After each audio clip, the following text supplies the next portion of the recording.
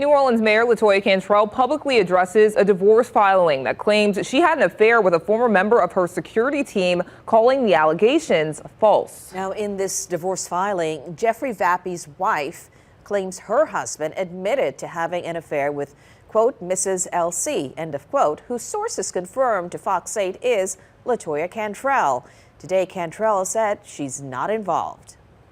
Sure. So first of all, that is a personal matter as it relates to the Vappy family. And actually, it's none of my business and quite frankly, none of yours.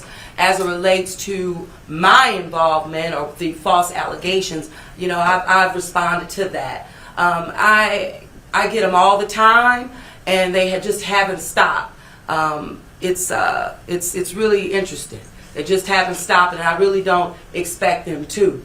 As I've stated, you know, based on the false allegations that come my way, by the time I finish this job, literally, you know, accused of sleeping with half of the city of New Orleans, both genders and all pronouns. I'm known as T sometimes and then Teddy other times. So with that, false allegations do not, that's basically all I have to say about it.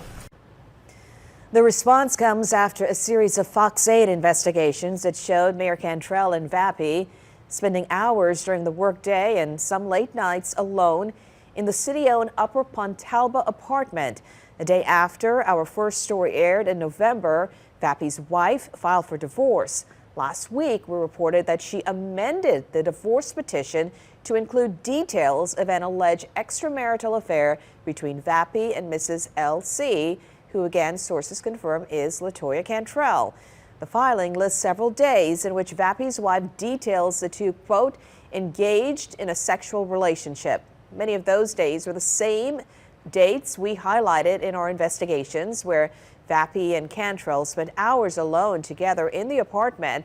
Experts tell Fox 8 any relationship would likely violate NOPD and city policy.